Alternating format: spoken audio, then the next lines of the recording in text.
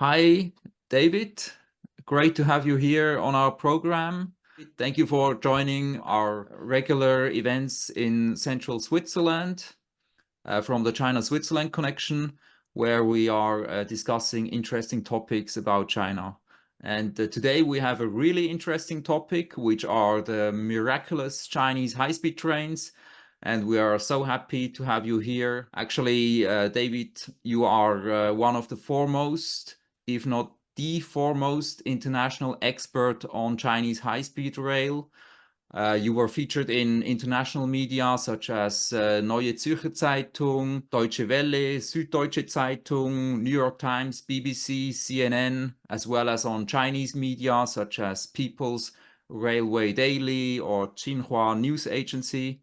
And also we are very honored that since recently you have become a member of our association, China-Switzerland Connection.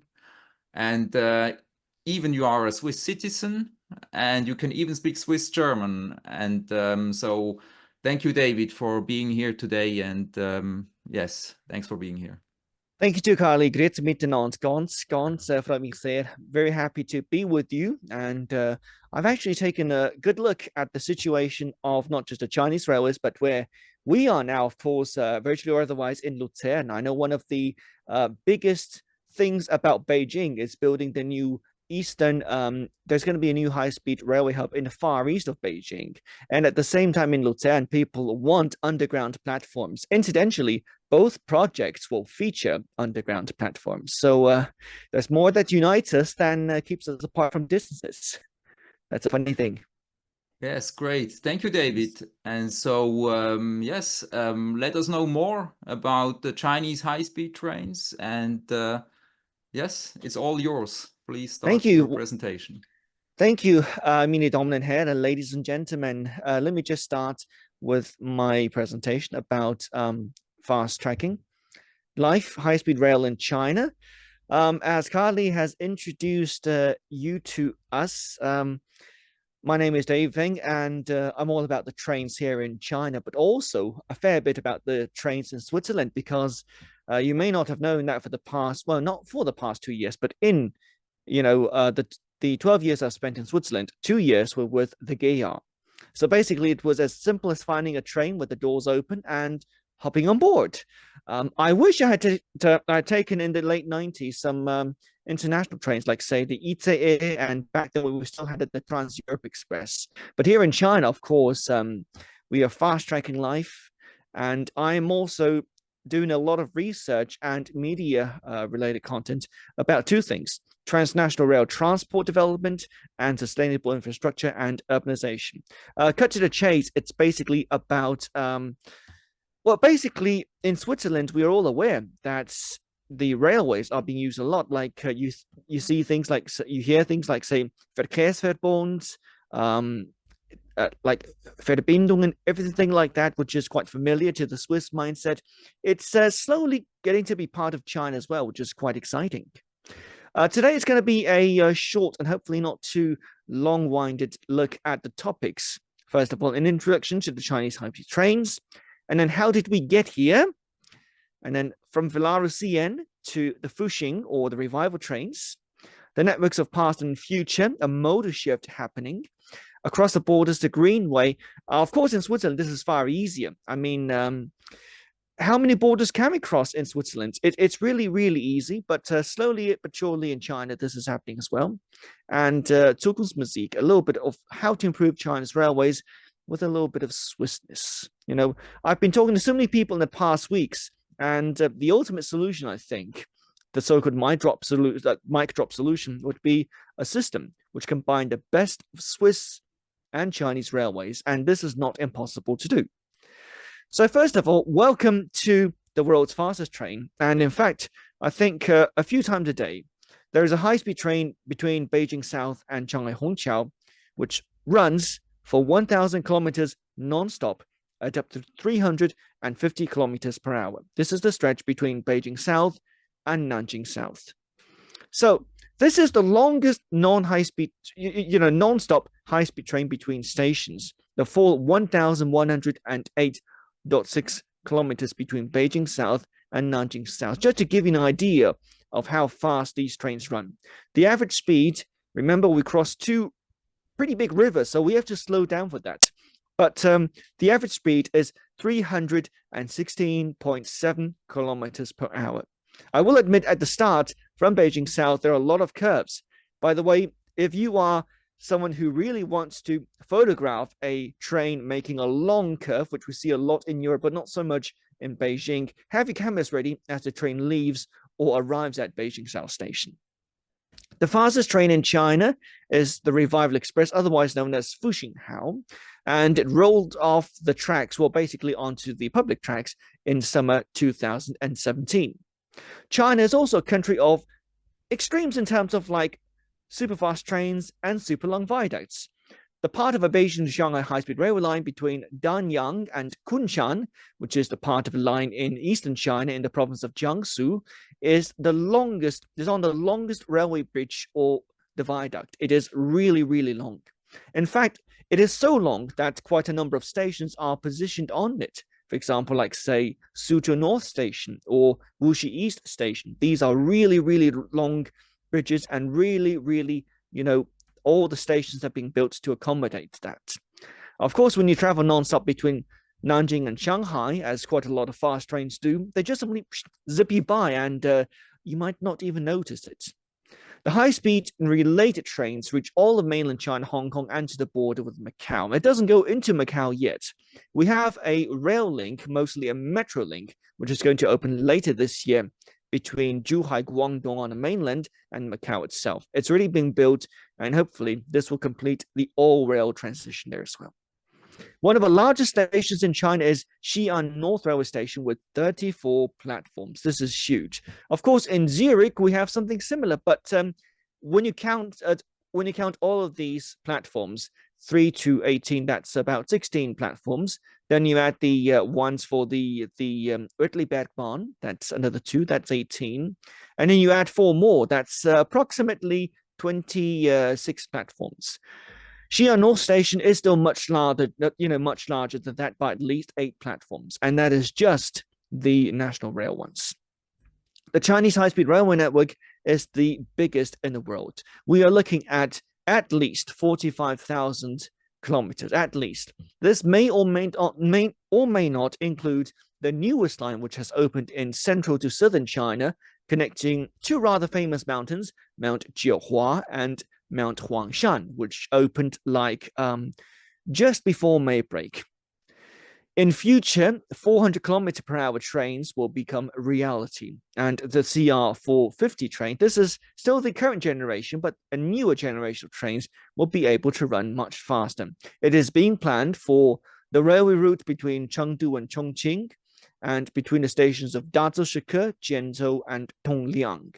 Well, what does that mean to most of us? It means most of a line is going to be run at 400 kilometers per hour. The rest of a line will run at least 350 kilometers per hour. So this is pretty fast. But let's take a look at the history. I mean, how did we get there? I mean, how did we go from virtually nothing? And the Chinese railways did not have the best of all beginnings, historically, but also policy-wise. And how did we get to how fast we are today? Well, in 1865, a demonstration railway line about half a kilometer in length was built in Xuanwumen. Next time you're in Beijing, take the subway train to Xuanwumen interchange between lines 2 and 4. And that is basically where China's first railway was built. But this was 0.5 kilometers, and it scared the Qing authorities. They were rather scared about this. And they said, this is too new. This iron beast is a little bit too scary for us. So eventually they just got rid of that. Slightly better luck, but not for so long. 11 years later on, the 14.5 kilometer Wusong Railway between Shanghai and Wusong was built. The British continued to run it because the British had built the first railway lines earlier in the 19th century. This one naturally got to stay around a little bit longer, but it wasn't too long though, until the Qing authorities brought and then eventually destroyed that line. By the way, I think it's destroyed to the extent that I think pretty much it's a memory in Shanghai, but I don't think any modern line runs along that track. The first permanent railway lines were in 1881. This one here, I mean, next time you're in China, and of course, Swiss can come, like for half a month visa free. Take an effort to travel by high-speed train to Tangshan railway station, and then take a taxi to Tangshan South Station and travel one stop further towards the station of Guye. You will be on the 9.2 kilometers of the earliest railway in mainland China. That's between Tangshan and Shugezhuang. All of this is in northern China. The stations are pretty much, especially the tracks, are still there. So Tangshan South Railway Station has classic rail, the green train services to green train services from Tangshan South to Guye, and you will be riding on the oldest track, still quite well maintained actually in this part of China. Tangshan South, now one character out is Tanggu South Station. So mind the gap between Tangshan South and Tanggu South, but also they make for a lot of history because Tanggu South Station is the oldest station building still standing in the mainland of China. This dates back to 1888. This was like about, I think, a long time ago. I would say it was like almost 100 and nearly 40 years from, you know, how things started here in China. And to put this in a Swiss context, this railway station was built about 41 years after the first Spanish Brütli-borne railway train left Zurich. So we weren't pioneers, but we eventually got working the rails anyway in China. Now, this next line, the 1905 to 1909 built line between what used to be called Peking and Kalgan and what are now known as in Hanyu Pinyin, Beijing and Zhangjiakou, was the first China-designed railway line, and it was built by Zhang Tianyou. And he is actually buried at the station of Qinglongqiao, which is quite special. This station here, now, imagine a railway train which climbs the mountain stretch, but has to stop halfway through and use the locomotive the other side to go up.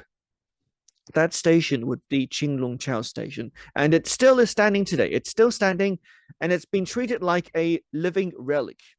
People still man the trains and the station as well. And right now, the suburban train actually stops at Qinglongqiao Station, and there are actually quite a number of these suburban trains running every single day. So you can still see this bit of living history. In the 1912 to 1949 era on the mainland was what we knew as the Republican era. And Sun Yat-sen wanted basically 100,000 imperial mile, that's 160,000 kilometer railway network. This was from the early, I would say, part of the 20th century. And so he wanted a railway network and transport networks as big as what we have here. So this, indeed, in 1936, I mean, at that time, Inner Mongolia was still, Outer Mongolia, what some would call Outer Mongolia, what is now Mongolia, was still pretty much part of China, although the Japanese by this time had already taken over Taiwan, and the same with the Brits in Hong Kong and the Portuguese in Macau. So the entire map looks a little bit different than what we know today. But this map in 1936 is basically the network, including the lines being planned. So already back then, quite a number of these lines were planned, but operation was still rather chaotic. Like, for example, in 1923, there was a strike on the Peking to Hankou Railway. And basically, people were being forced to build railways in rather, calamitous conditions. And also, later that year, there was the Lynching outrage, basically, when a train was basically stolen, and basically, there was a huge outrage at that lots of foreign nationals traveled on this train as well. Two literature works actually made it rather well known: Marlene Dietrich's Shanghai Express, and more recently, James M. Zimmerman's The Peking Express. So these were rail operations in the Republican era. But it didn't mean that the railways, in spite of the occasional issue here and there, stopped growing. No. In fact, The railways in the rest of China, not the northeast, continue to grow. And over 10 years, we added about close to 4,000 kilometers. Now, at that time, though, Chinese territory was, like I said, very different. I mean, the Japanese had by this time already invaded and taken hold of the northeast, as well as Taiwan. And there were also lots of other foreign powers in China during that time. So, and this was the interwar period.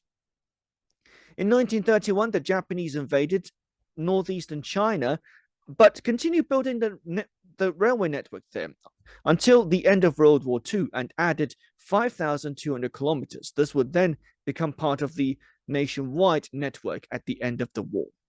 But after the war, the Chinese Civil War would begin, and this resulted in the Communist Party taking over pretty much of the mainland, with Chiang Kai-shek being forced to flee to Taiwan. Now, in 1949, on the 1st of October, the People's Republic was formed in Beijing.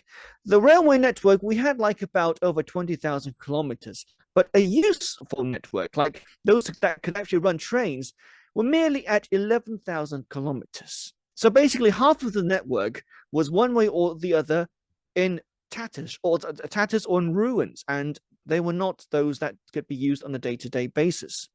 The new authorities in Beijing took basically immediate measures to rebuild the railway network and build new lines.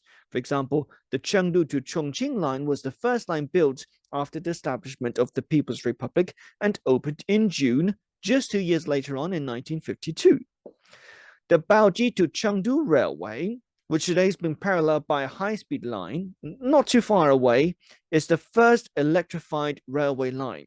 In fact, the people that run the railways in central and western China invited me to go inside, basically inside this railway line and see how everything worked. And back in the day, it was no easy line to build. There were like lots of figures of eights and lots of curves and lots of tunnels. So you could think about back then in the era, it was not easy getting people from A to B, a far cry from the high-speed network that we have today. In 1965, building started on Beijing Subway Line 1. Now, back in the day, this was after the Korean War, and Beijing was fearful that either Moscow or Washington, D.C. would lose it. And so this became basically a network to solve transport problems, but also just in case during the rather strained relations of tied relations of the Cold War, people had to take shelter just in case. The chaos of Cultural Revolution, of course, didn't make anything better, and the railways were actually taken over by the armed forces over the decade of ruins. Now, in 1978, we slowly came back to, the era where everything was kind of like more or less under control. And following reforms and opening up the Deng era, the railways, first of all, had order restored, but now something else. Mobility.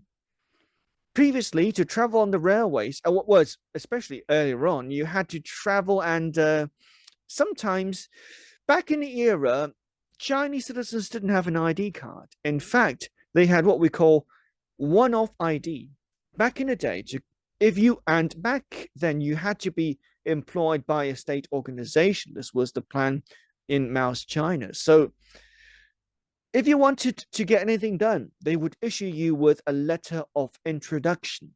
And that letter was personal to you. You could use that then to, for example, travel across, get transport tickets and stuff like that.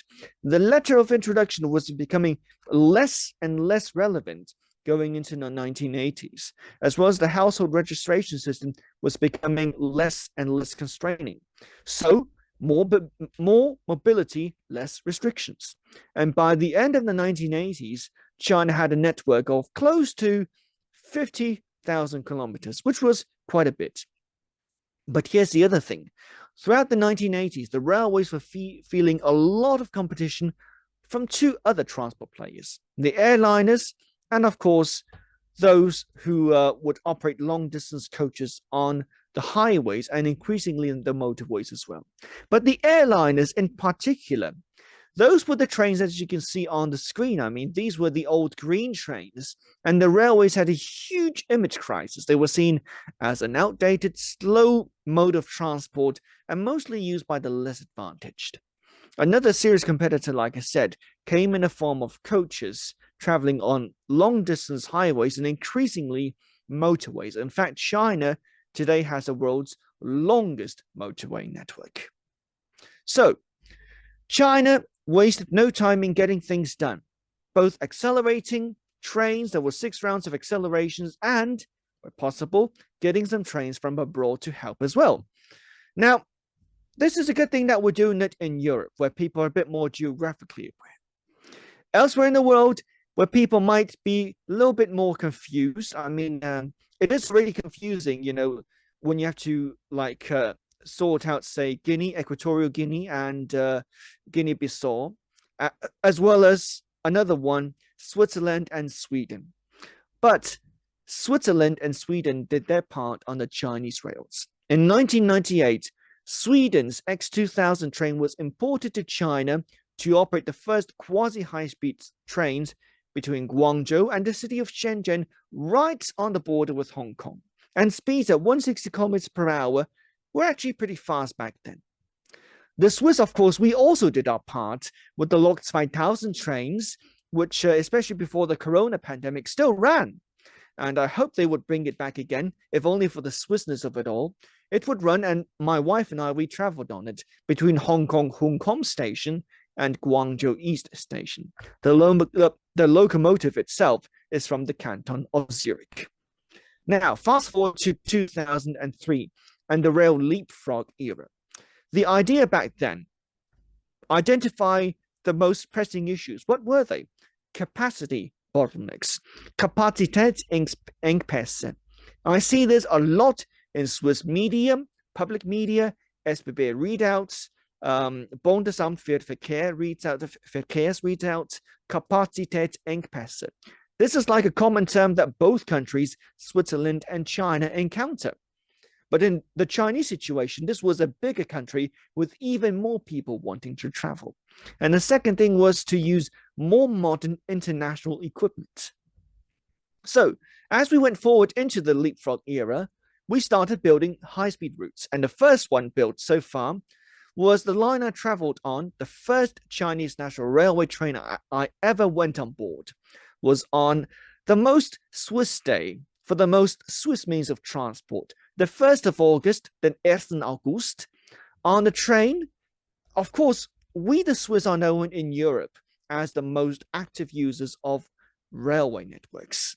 And of course, this line opened on the 1st of August between Beijing South and Tianjin Main Station, 120 kilometers at 350 kilometers per hour. That's the start of the good times. Now, let me tell you something. To get a high-speed railway network being built, it had to be approved, of course, by the central governments. And back then, in the early part of the 2000s, people were still a little bit price conscious, and quite a number of those bureaucrats said China isn't yet at the stage of being rich enough for high speed. So the Railways Ministry actually back then had to market high speed a very different way. They had to market it saying, we have capacity problems. We will not call our railways back in the day high-speed rail or 高速铁路 outright. What we will call them is we will call them passenger routes or 客运专线. So the idea is we are not building high speed for the hell of it. We are building high speed to solve a really serious and tangible problem, that we have too many people who want to travel and we have to get them moving from A to B. So when a railway line, obviously running at 350 kilometers per hour, was remarketed as a passenger route, Beijing was actually less worried about approving them. And so as a result, construction on some of these longer distance routes began as passenger routes. Of course, the rail ministry knew this was going to be really high speed, but they were a little bit what we call in German zurückhaltend about this whole thing. So they weren't all all showing off. But this new line was a rail revolution, 30 minutes between two cities. Of course, in Switzerland, we're aware too that, an hour between Zurich and Bern, that's also quite far. Quite fast rather, as well as a little bit far. But this in China was like double its speed almost. And there are people like yours truly who now can travel 30 minutes between two completely different provinces or cities in China, if only to take in lunch or the views or something like that. But maybe going to another city just for having like a burger or local stuff isn't that quite exciting. In terms of urbanization, more and more people actually took this incentive to buy a house in a nearby city of Tianjin, which was a bit more affordable and less bureaucratic than in Beijing. And so they would actually set up shop, and set up home rather, in Tianjin and take the high-speed train every single day to Beijing. Of all the lines which obviously have capacity limits and are sometimes sold out of train tickets, this line seems to be least impacted. The designers more than prepared for this. A year later on, the first real long-distance railway line was being built and actually entered operation. The high-speed line between Beijing and Hong Kong going via Wuhan was opened in bits, like about 3 or 4 bits. The earliest bit was between Wuhan and Guangzhou. It hit home at nearly 1,000 kilometers. The Zhengzhou to Xi'an high-speed railway entered operations in the following year, and this was the first line to central and eventually western China, coming in close at about 500 kilometers, 484 kilometers. The picture you see here, Luoyang Longmen, was a 2010 station. Like quite a number of hub stations in China, it will soon be expanded as well. So that's how things work. Have a station open for nearly 15 years, and we have to expand this as well. The number one line of national importance was Beijing to Shanghai. Well, some people said this is more about politics, but no, this line now operates and prints money almost. Patronage here is so big. Patronage, a high-speed line of national importance, over 1,300 kilometers. Now, the earthquake moment that year as well, 2011, happened about 3 weeks after the Shanghai line opened, and the Wenzhou crash, of course, really dented confidence in the Chinese railway world. For manufacturers, for those in the system, this was an earthquake moment. They had to take really good note of. It must never happen again. And so as a result, patronage collapsed afterwards. But the railways then decided to take more and more measures to make sure that trains were safer. Where needed, they had to be slowed down.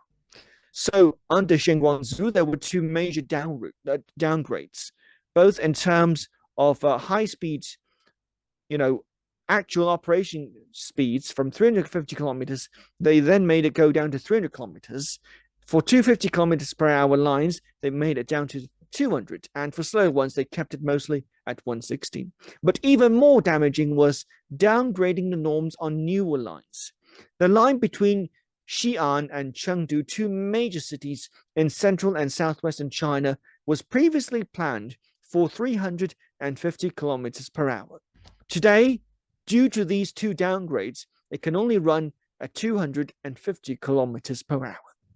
This continues to be a major sticking point, and it is damaging to capacity increases, which means in order to get more trains, so we'll have to build another line, which defeats the purpose because back in the day, this line was supposed to solve patronage problems instead of creating new ones. Also, this became a huge waste of money and lower efficiency. They claim to save like about 5 or 10%, but in reality, it was far more a case of downgrading efficiency. Now, in 2013, there's been a huge moment of change for the railway network. The rail ministry was basically torn into 2 or into 3. Transport planning was handed over to the transport ministry. A new national rail administration was there for oversight, and day-to-day business was the business of China Railway Corporation, now renamed China State Railways or National Rail. Thankfully, in 2013, we started seeing some concrete action on some new lines, and it seemed like this whole debate about high-speed, take it or dump it, had eventually reached an end. We can now focus on building new routes instead of just downgrading for the heck of it. Thankfully, in Now, 2017, with another change of rail leadership, we had trains running at 350 kilometers once again, starting first on the most busiest line, the one between Beijing and Shanghai, and eventually moving onward to other lines, including resuming 350 for Tianjin. A year later, there will be cross-border high-speed rail to Hong Kong West Kowloon, which is quite a thing, because at Hong Kong West Kowloon, there is what we call customs and immigration co-location. What this means to you is you could be taking a railway train from anywhere in mainland China, and you can make as many transfers as possible. You would not need to go through customs and immigration until arriving at Hong Kong West Kowloon. It works the other way as well. If you want to head to mainland China from Hong Kong, just go through customs and immigration twice in the same station. If it's not too busy, it shouldn't take too long.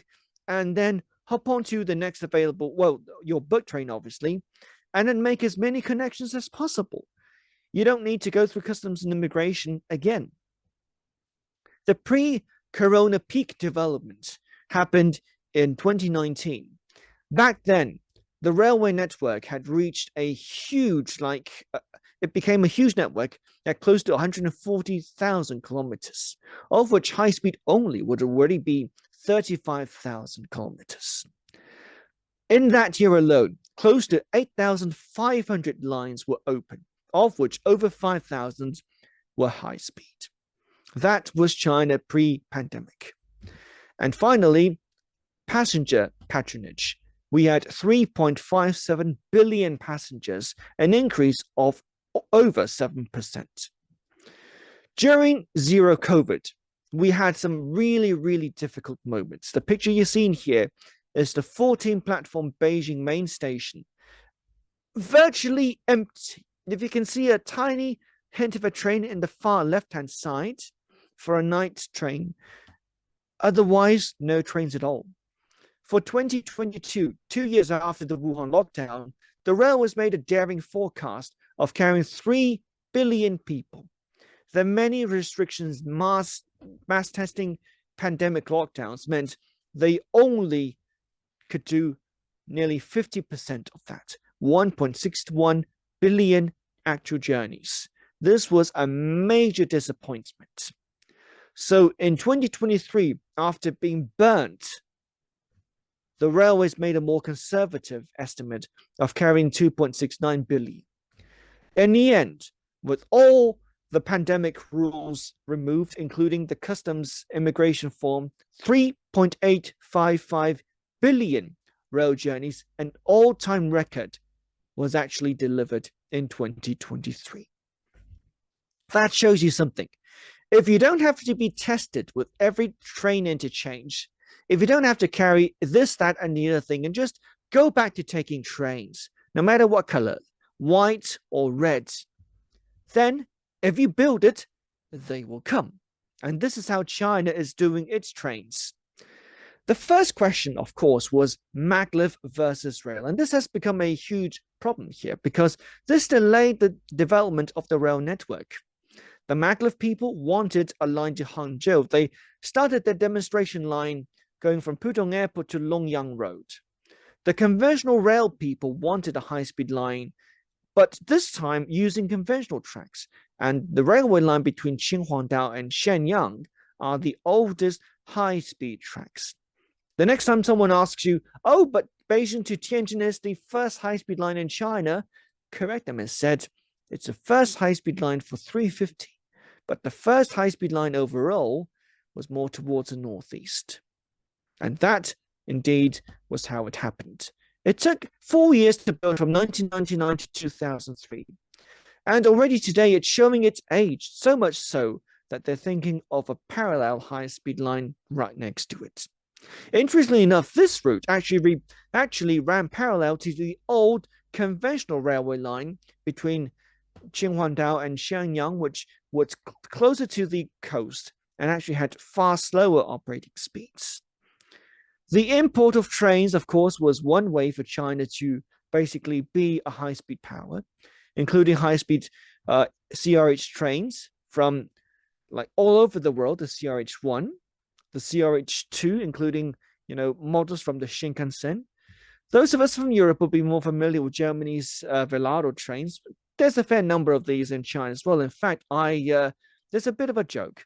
The only country in the world outside of Germany where Velaro trains can run at the design speed with less delays is actually in China.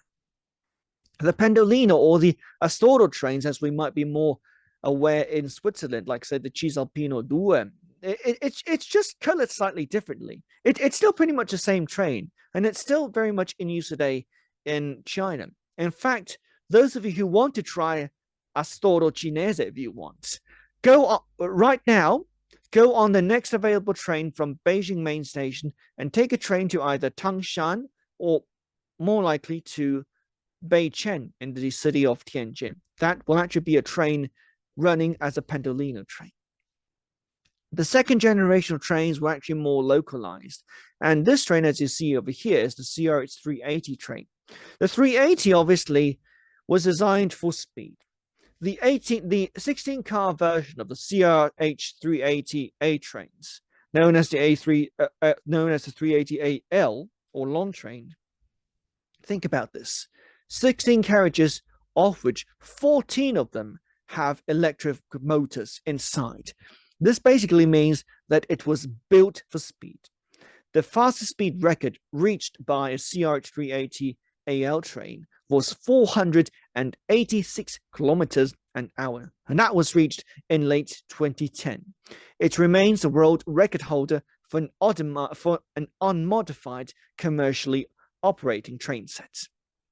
In 2017, though, they started to think about trains that were far more local and not just simply imports from abroad. And so the China Standard Electrical Multiple Unit became the predecessor to today's Revival Express or Fuxing trains. Eventually, they would have a family as well, and they would actually run for both higher, speed conventional trains to the 4350. There are two versions of the 400 AF, which doesn't matter so much. It's just in terms of like who designed it and who built it, North China or like Southern China, the AF and the BF. But here's something new. The new Z trains have the new smart designation, and in particular, a much revamped business class. I'll touch on that later. The 300 AF trains and the 300 BF trains are actually those trains which run at slightly slower speeds, up to 250 kilometers per hour. The CR200J trains are the overnight sleepers. Some people, rail fans and otherwise, aren't too pleased with this lime, livery. Although my wife and I, we are actually quite okay with it. But there's been enough whinging around in so much that they actually had to change the livery. But this one here looks a little bit like Frecce Cinese. For those of you who've taken Le Frecce trains in Italy, this looks a little bit like Le Frecce trains over there. Just a bit more Chinese. So on Twitter, I hashtag it as Freccinese. Business class, of course, is the way to get around. And I think some of you guys may have actually traveled on business class. I know you may have, like, Carly, did you ever try business class? Yes, it might or might it might or might not look familiar. There's actually was a 2011 introduction onto the railways. Now, already back in 2011, they wanted to make this as luxurious as possible. You get your own individual window, which otherwise you have to fight over like in other classes. And there's a control panel so you can lie flat. Think about that. But the best gets better. We went from this to this. The suites. And now in these suites, you have your own doors on some of these. So it's completely private. And so as a result, these are the newest generational trains. And these business class solo suites are only available on the new so-called Z or smart trains. They look a little bit cramped, but they've been designed so that you can still lie flat and enjoy life at 350 in your own part of a train. And you enjoy it this way over a huge network. Das Netz wird immer größer. The network is going to get bigger and bigger. Let's go back to basics. In 2004, they had planned a network to be realized by 2020. Already on this map, you can see that's a huge network. But wait, we only had planned a high-speed network by 2020 of 12,000 kilometers at speeds of at least 200 kilometers per hour. Nobody advertised 350 back then. They just said at least 200 kilometers per hour. Well, guess what? Not even 4 years passed. And, well, they already had added some of these strategic routes, Beijing, Shanghai, Shenzhen to the northeast, and Hangzhou to Shenzhen, and east-west, Suzhou to Lanzhou, Hangzhou to Changsha. Think about, look at the second one. Hangzhou in eastern China to Changsha in central China. Look at that. Because I'm going to remind you to that later on. Qingdao to Taiyuan and Nanjing to Chengdu. And 3 agglomeration or conurbation networks in northeastern, eastern, and southern China. Fast forward to 2008. The 4x4 network was maintained, but we had 4,000 kilometers added to it. This happened, interestingly enough, around the time of the financial crisis worldwide. So China thought that it could spend all its stimulus as a way to get rid of the economic woes. It kind of works. It's a different topic altogether, but still today, infrastructure seemed to be a way to get more people employed. This time, they added the Bengbu to Hefei and Nanjing-Hangzhou part to the Beijing-Shanghai high-speed railway line, as well as a few actual routes in the northeast. But Changsha, you remember Hangzhou to Changsha. Now they extended it and actually doubled its length to reach the southwest of China to Kunming. And in fact, this line, once it reached Kunming, basically meant that this line itself would be able to connect to future international routes. And I say that because the China to Laos Railway leaves from the high-speed hub at Kunming. But wait, this gets better. A few years afterwards, a new version of this came out. Now, you can see over here, the map actually shows less lines. But guess what? These lines are on the high-speed network. The fainter lines are the rest of a transport network. Just high-speed alone doubled from 4x4, 4 north-south, 4 east-west, to 8x8, from 16,000 kilometers to 38,000 kilometers. Those are the ones in the 2010s. But wait, this gets better. The 2035 plans show a huge new network plan. In fact, I've just read the news before doing this talk today. There's going to be future-proofed a maglev line between Beijing, Hong Kong, and Macau. Think about that. So maglev, of course, figures its way into the general transport map. There are 3 levels of routes: the red routes, the blue routes, and the yellow routes. But just look at these. They cross borders, in fact, over 20 times.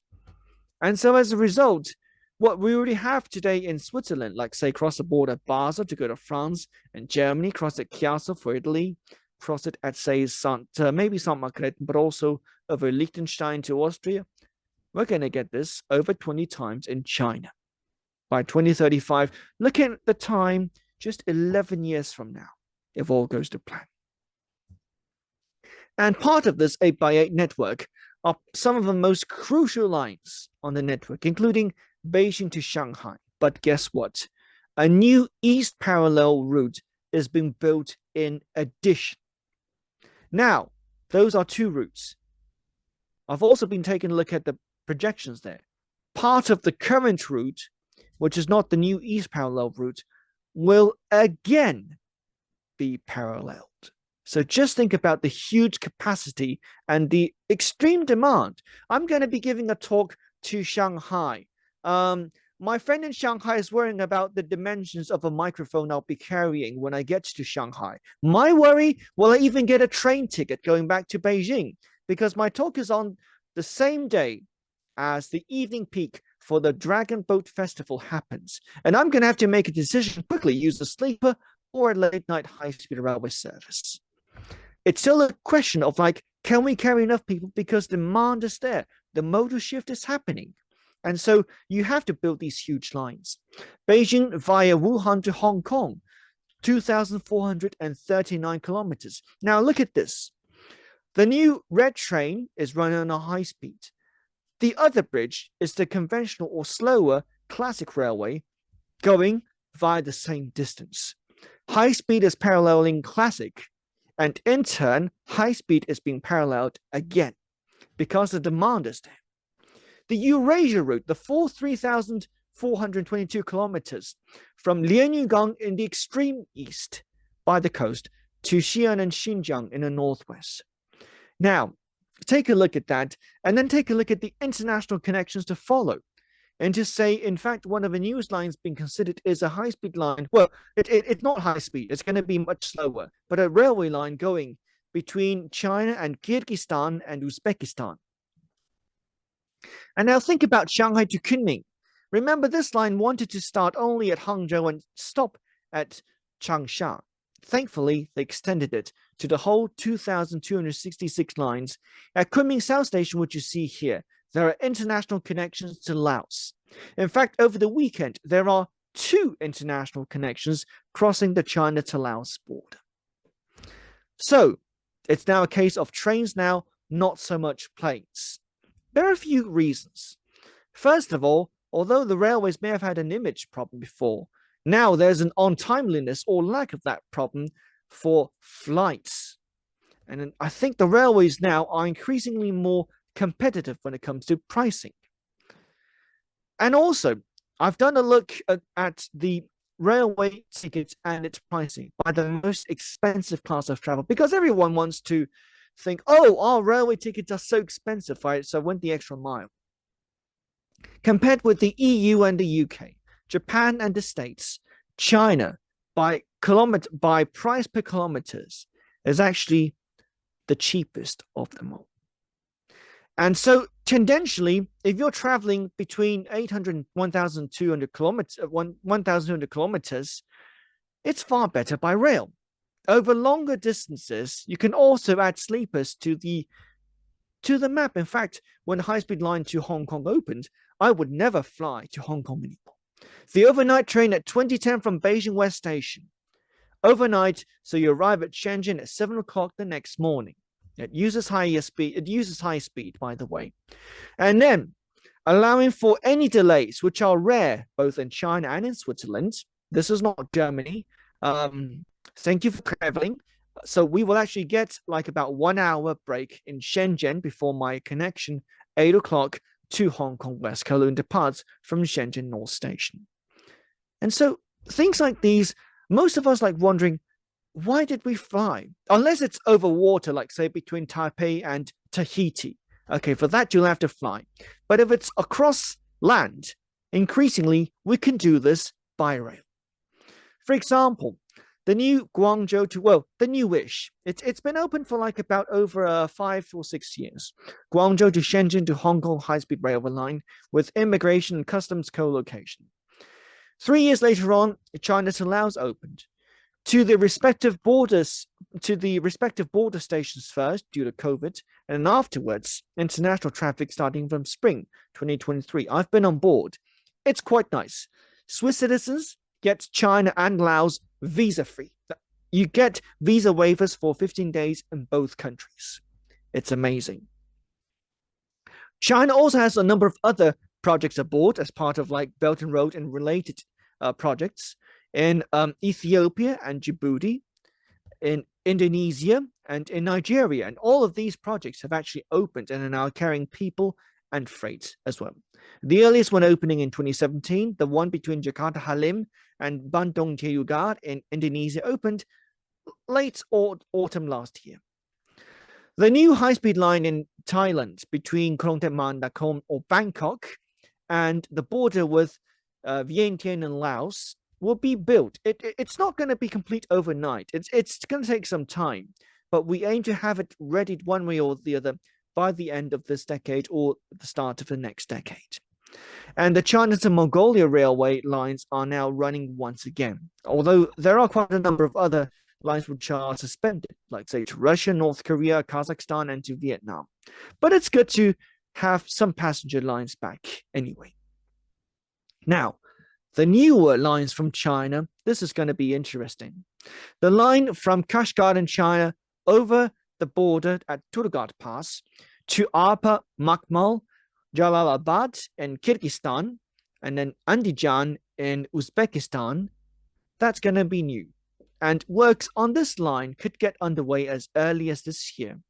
A similar line has been floated from Jakarta in Tibet all the way to Kathmandu.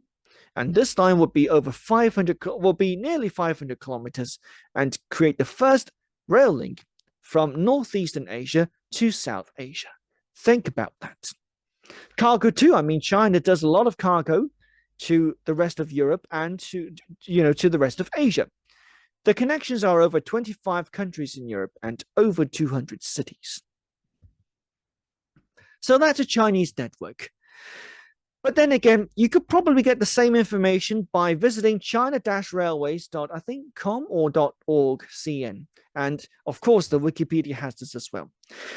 It wouldn't be a presentation without a little bit of Swissness in Switzerland itself. Ein Zukunftsmusik. How China's railways can be improved with a little bit of Swissness. Remember that I have rather extreme rail records in both countries. In 2017, I did over 120 kilometers on the railways of China. In Switzerland, I had the GEA annual pass for 2 years. And so, I mean, even before that, it was not like I was not traveling by rail before 1998. I had, to varying extents, I could qualify for free travel as a kid. The hub tax was not alien to me, the Neunord pass and things like that. So, first of all, I look at the Zukunftsmusik, the Chinese way. This train, it's still there, but it's not been run so frequently. But this one has had a promising future. This was intended to be China's solution, the CIT 500 train, to beat France's TGV V150. And by bogie, by bogie speed, 605 kilometers, it's already quite quick. It may have already beaten the record. Works in progress is a new 450 train, CR450, for 400 kilometers per hour, running between Chengdu and Chongqing via the middle route, and the maglev lines. You remember that they have planned a maglev line between Beijing and Hong Kong, Macau. That's already part of many provincial and city plans. I've taken a look at super high-speed trains, i.e. maglev, for the central southern Chinese province of Hunan. And just before doing the talk tonight, I saw something pretty much the same for Guangzhou. They're doing maglev as well. I might be the most traveled Swiss in China, but it would be better if we added a bit of Swissness to it all. And so here's what I would like China to do to make rail travel, of course it's great, but to make it even better. First of all, what Switzerland's doing is integrated ticketing. If you're buying a railway ticket between Zurich and Geneva, something must happen in order for you to buy another one on a tram. So I think it's not even going to be the case, because integrated ticketing, you use the same ticket for railways as for local transport, especially if you are traveling to a place with an integrated Verkehrsverbund. That's even more the case. Buy a Zone 100 ticket for Zurich, use it on the S-Bahn, use it on even long distance trains that stop at Oerlikon, use it on boats and ships. I would like to see this happen in China. I would also like to see semi-flexible timetabling. Now, the Chinese rail timetables are the exact opposite of the Swiss ones. For Switzerland, and sometimes I take my breakfast on my iPhone, literally, not by eating plastic, but by staying, abreast of Swiss rail developments. The late 2024 railway timetables for Switzerland are already being planned. And for the first time, there might even be overnight trains. Swiss, we worry about new timetables once a year. In China, we worry about new timetables many times a week or many times a month. So, starting from after COVID, we already had the idea of a new timetable every 3 months. But on some lines, there is one table per day. Think about that. But what I would like to see happen in China, of course, in addition to meeting demand, would be the use of semi-flexible or rather more fixed timetabling and the use of clock phase timetabling, or the Taktfahrplan. Thankfully, we have it already on the Shanghai line. There's a super fast train at 8 o'clock, 9 o'clock, 10 o'clock, but only at major stations, and the stopping patterns aren't all the exact same. A little bit of details as well. Like I said, you know it when you see it, you feel it, or experience it, especially with so many years in China and in Switzerland. Abstrakt, aber man spürt das stets. Another thing I would really like to see happen would be tourist-friendly passes, like, say, the Swiss Travel Pass or Interrail Eurail, but the Chinese versions. And why not? China has a railway line to Laos. Could it not start from that international route? Or how about a mainland China to Hong Kong pass? That could also work. You know, things that we take for granted in Switzerland. Eurail, Interrail, Swiss Travel Pass. Why not trial it in China? And the ultimate bit of Swissness would actually be my 100 suggestions for the railways of China. I gave the railways this. I met rail crew and I gave it to them on a flash drive. How many of you still use flash drives? It looks like such an outdated technology. Or I sent it via what other app? WeChat. Or occasionally by email. In fact, these days I check my email like about once a day because it's so outdated for China business compared to, say, WeChat. So keep in mind, all of these were from 2013. These were the days without e-ticketing. But some of these were realized, especially the prices, slight differences. More expensive if you go direct, slightly slower, it takes a bit longer. This has already been realized. These 100 ideas were given to the railways at a time of great change. I also proposed using QR codes, replacing paper tickets on the new e-ticketing system. It has, thankfully, been realized, but it doesn't work with me because it seems to work only with Chinese ID cards, although my friend in Hong Kong said he could use it at the gate at West Kowloon. So we have to work on this, but it's been mostly realized. Generally realized this has been a huge problem at Beijing South in the mid-2010s was the fact that retail shops were taking over the station. Finally, this has become less and less the case. Now there's far more seating and less shops from the middle of nowhere blocking your routes. And finally, prepare direct high-speed routes on lines with very heavy demand, 380, 200, 400 kilometers per hour. This is already happening for the new line being built between Chengdu and Chongqing. And did anyone say maglev? That too already happening. And last but not least, progressively introduce an English site. Remember, these proposals were from 2013. English site for passengers and allow international credit cards to be used. For a railway system that until early 2013 was a central government department, this seems to have been a major sea change. And so that's how the Chinese networks work with me. I mean, work having taken a look at all of these lines, all of these developments over the past 15 years or so. It's still a work in progress, and there's still a lot to be done. But I mean, hopefully, via my talk today, I've possibly introduced you to more of a network and told you a little bit more about the network than what would happen if you, for example, wanted to get a railway member. And by the way, in China, if you want to get someone at major stations who is actually going to be competent in English, take a look at the uniform. If the uniform has 1 or 2 golden bars, then that person should be quite highly competent. That's like one of the things they never tell you, but I kind of like got a feeling of after so many journeys on the railways. I hope you actually, I hope you have learned something you may have never learned about the railways before. And as China is visa-free for Swiss, hop on over.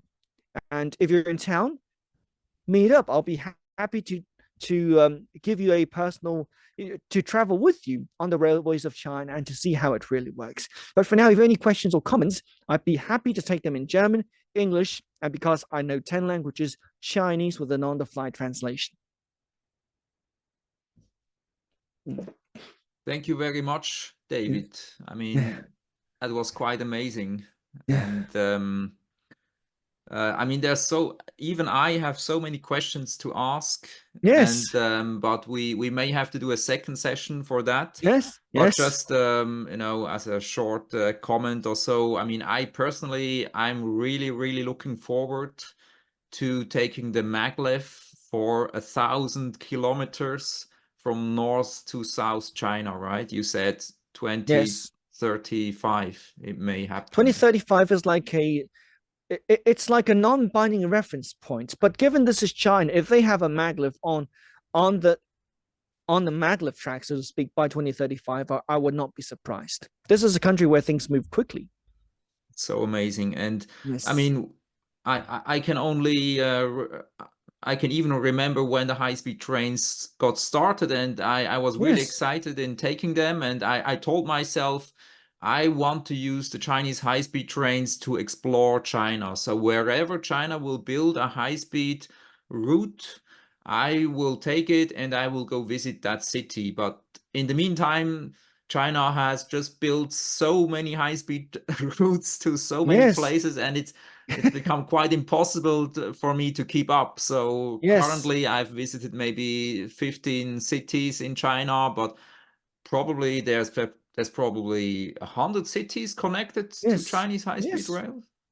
More and more. I mean, the funny thing is, cities aren't exactly cities, and I'm talking about the administrative rank, because in every province there is, of course, the province itself and the many counties, but a cluster of these belong to, like, some of these are prefectural level cities, and some of these are cities inside them.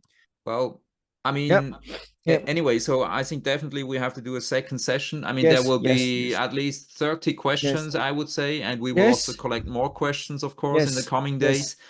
yes. And so, well, thank you very much for all these very valuable insights. And Yes, yes, it's even more amazing than I thought. I mean, yes. I've been taking the high-speed train maybe 20 times already in Yeah. China or so, Yeah. and I just love it. I mean, whenever I can take the high-speed train, I will take the train and will not take the airplane. So I only Yes. take the Yes. airplane if I have to, basically. Yes. Yeah. Yeah. I mean, airplanes for me is like the ultimate last resort. Maybe I fly less than 5 times a year, less than 5 times. Hmm. Yeah, Yeah. to me myself, I have this threshold of around maybe 6 hours or so. So if the high-speed train takes more than 6 hours, then I may take the airplane or so. But well, in 6 hours you can already go almost anywhere in China, right? Yeah. When they speed up trains on the Wuhan to Guangzhou part later this year, you will be able to do Beijing to Guangzhou within 7 hours. So stay on Okay, board, that's still okay. and Yeah, Hong yeah. Kong in 8 hours. Okay. Uh, Okay. One of the ideas I've been floating to rail people in China is do a second Beijing to Hong Kong high speed train once that speeding, up has been done. Because, I mean, do it. Because right now, the last train to Shenzhen is at 2 p.m. And Hong Kong is like 30 minutes away maximum. So why not cross the border and take it to Hong Kong? Absolutely. And Yes, again, there's this 15 days visa waiver for Swiss yes, citizens and many yes, other European citizens as well right now, which yes, lasts until end of 2025, from what yes, I yes. heard. I hope it's And going to be permanent.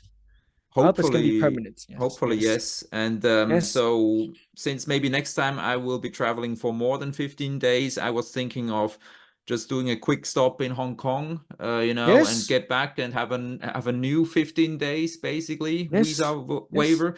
But yes, now you've mentioned there's this Kunming Laos line, yes, yes, so yes. I may even You try to go you to can do Laos that visa. for a day or You can two. do that visa waiver. Yes, yes.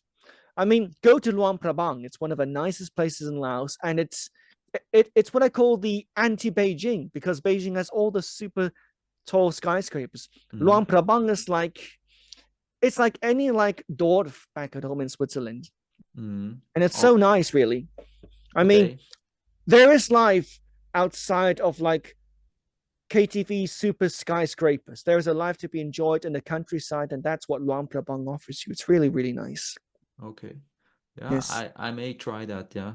yes, Sounds tempting. Yeah. yes, yes, yes. You also get Mongolia visa free as well, and Macau visa free. Oh, okay. Yes. But there's no high-speed lines to Mongolia so far. There is Right? classic rail. There is a slow train to Mongolia twice a week. To Macau, you go to Hanjing Station, you cross the border on foot, and then you can connect. Okay, yeah. Well, anyway, so let's wrap it up for today. But Yes, definitely yes, we'll have a second session with a lot of yes, questions. And I yes, would yes, like to yes. thank you again, David, for your Hey, time my and pleasure, Carly, and I hope you your enjoyed it. insights. Yes, thank you very much. Okay, take Have care, a Carly. nice Take care. day. Bye Yeah. bye. See you. Bye, Have a David. nice day. Bye bye.